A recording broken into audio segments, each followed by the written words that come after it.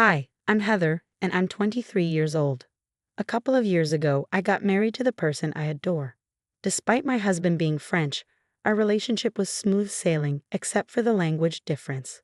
To bridge the gap and connect better with him and his family, I took up learning French without them knowing. It was my way of showing how much I cared for them. My husband, Frederick, and his mom, Avril, had no clue about my secret language lessons. I not only learned French but also became quite good at it through hard work and practice. I reached a point where I felt confident enough that I could survive in France if I had to. You might wonder why my husband doesn't know about my skills. Truthfully, I was a bit shy. Speaking someone's native language can be intimidating, especially when you're always around them. But I finally decided it was time to overcome my shyness. I stopped speaking French with both my husband and my mother-in-law because the whole point was to improve communication, right?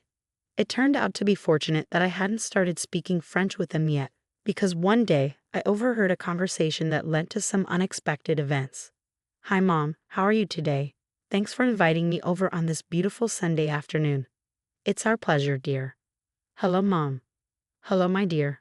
How are you?" "Thanks for having me." "Don't mention it. You're always welcome here. I brought some croissants and what do you Americans call them?" Bagels." "Yes, bagels and croissants for our afternoon tea." "How thoughtful." "Thank you. Please, come and sit, Mom. The food will be ready soon." "Did she cook?" "No, I did most of the prep work." "Don't worry." I was relieved to hear that, though I couldn't help but wonder what she meant by it. However, I was too shy to ask.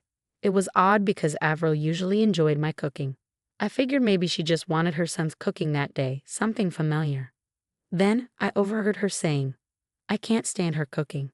Why did you even invite me over? We should have gone to a cafe to avoid her." "Mom, remember we agreed to speak English so Heather doesn't feel left out?" "Oh, I'm sorry, dear. I was just saying the food looks delicious. I was surprised to find out that it was my husband who cooked. I wish it was your cooking. I always love your food." This left me baffled. How could she say those mean things in French and then lie to me in English? I started to doubt my translation, but I had a plan to confirm my suspicions. "Don't worry, you can speak French if you prefer. It's your language after all. I'll be okay." I decided to use the Google Translate app to record her conversation to ensure I understood correctly. At this point, I doubted my translation skills. As we all sat down to eat, what I heard next shocked me. "I want to discuss our plan. The time is nearing. It's practically tomorrow, Frederick. You need to be serious." The app, along with my understanding of French, confirmed that there was indeed a plan being discussed. "But Mom, not now." I said I'll handle it. "Heather, my dear, what are you going to tell her? Could you pass me the sugar, please? She doesn't know anything about the plan." "I was just going to tell her I'll be out of town." "Out of town? Why?" I was utterly confused by what was happening. Despite my confusion, I stayed composed, not revealing that I could hear their conversation, so I could strategize my next move. "Yes, Mom, I understand. I'll take care of it. I know how crucial this is. It's incredibly important. If your great uncle doesn't see us tomorrow, he might give the house to someone else, like your cousin or aunt. We can't let that happen. No one should know about this house." "Oh, Mom, you have such a sense of humor." "Don't worry. I was just speaking English so Heather wouldn't suspect anything." "Heather? Suspect what?" "Oh, sorry, dear. I was just asking who made this delightful tea. It's wonderful." "That would be your talented son. I'm not as skilled as he is in these matters." "Oh, darling, your cooking is fantastic." "Terribly fantastic, Mom. She might catch on." "No, she won't. She's too clueless to understand us." "I'm not so sure, Mom. She probably understands some basics, I think." "Let's test it, Heather. How much French do you know?" At that moment, I realized I had to play dumb and pretend I didn't understand anything, allowing them to reveal more of their intentions and true nature. I'm still pretty terrible at French. I only know basic phrases like bonjour and comment tout appels. "Oh, that won't do, dear. You should learn more French." "Yes, ma'am. I'll work on it."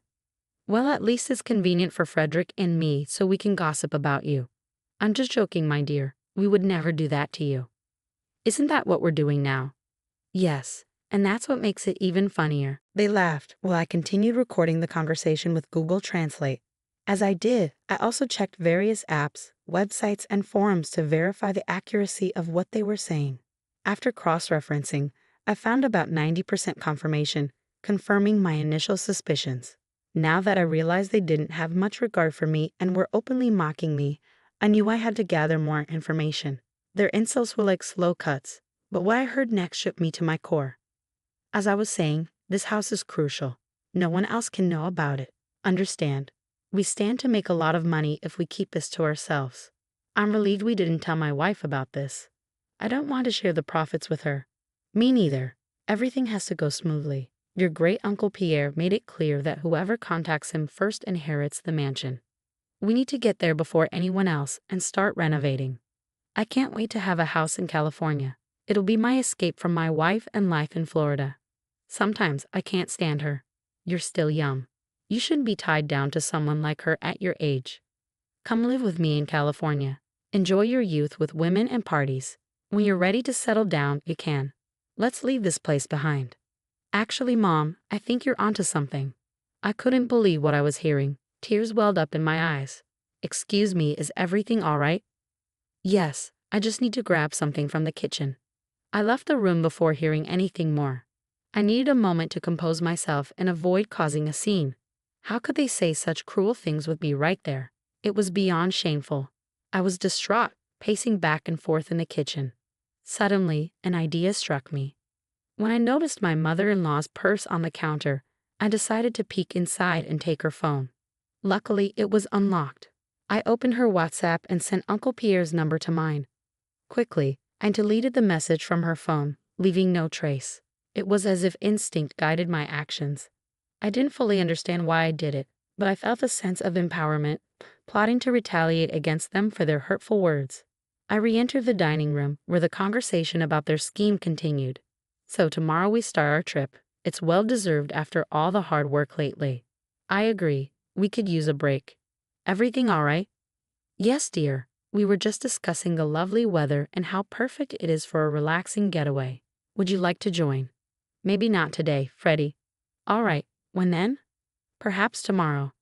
I observed closely as both Avril and Frederick tensed slightly, a reaction I anticipated, given what I knew of their plans. Tomorrow might not work. I asked Freddie to assist with some tasks around the house. What tasks? Why so many questions? Just rearranging things. I can lend a hand too, if needed. Not necessary. Do you see how nosy she's being? It's irritating. This is why you need to leave. Don't worry, Mom. I've got it under control. Despite knowing their true thoughts, I maintained a smile, finding solace in the anticipation of the revenge I would soon enact. I continued recording their conversations until the very end, determined to extract every detail. While my French had improved significantly, I still double-checked to ensure accuracy. That night, I stealthily slipped away from the bedroom to the office for further investigation.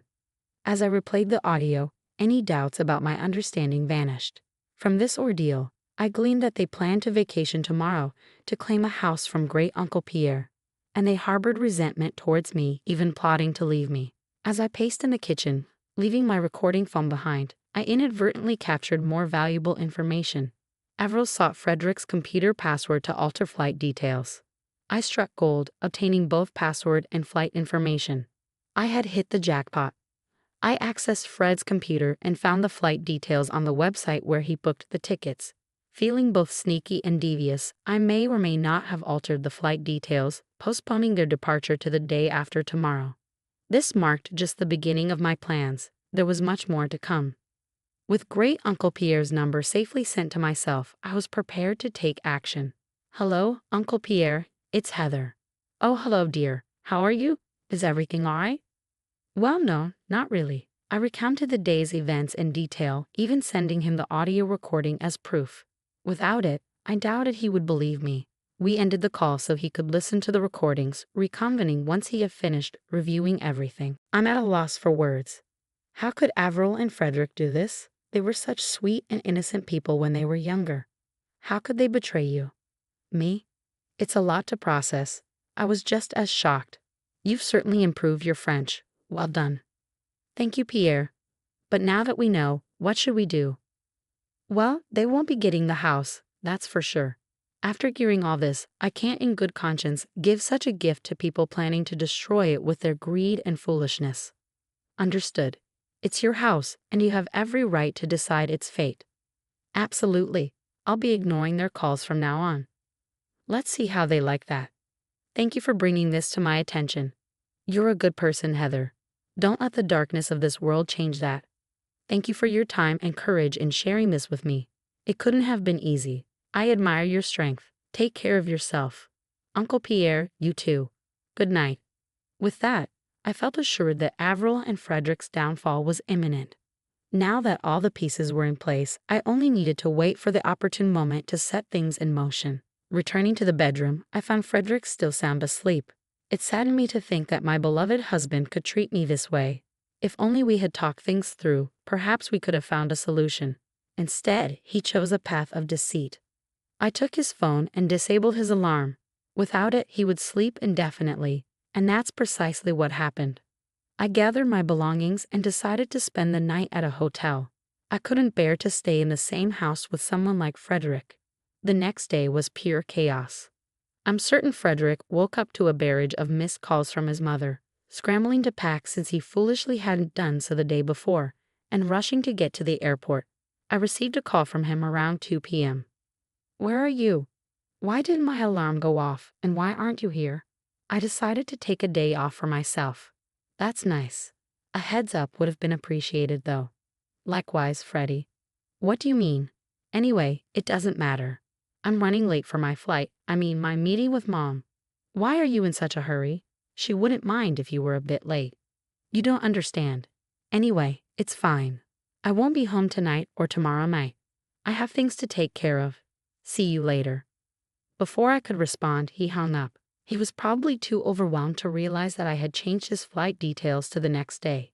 Using the Find My iPhone app, I saw him heading to the airport. Imagine rushing out of the house, barely making it to the airport in time, only to discover that your flight had been canceled. I'm sure he was frantic, rushing around the airport. Suddenly, I received a call from Avril. What have you done? What do you mean, Avril? I know you changed our flight. If you mean I changed the date, then yes, I did. Why?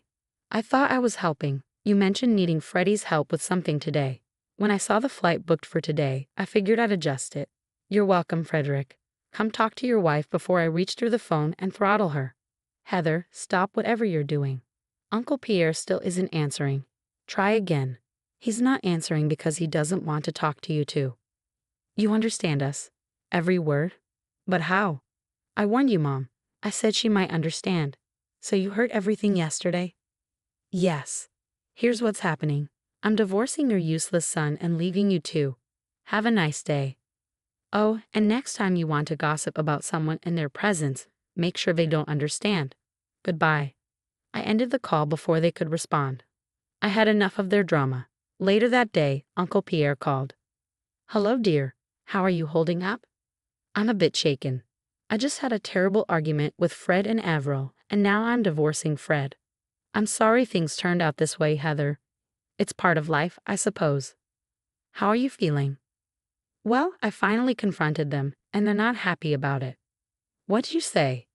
I told Fred he's foolish for mistreating you, and I called Avril out for involving her son in her schemes. And I told them I'd given you the house. You did what? Yes, dear, the mansion is yours. Even if you divorce Fred, it's yours to share with whoever you choose. I'm speechless. It's overwhelming. I wanted the house to go to someone kind, resilient, and compassionate. That's you. It's the least I could do after all they put you through.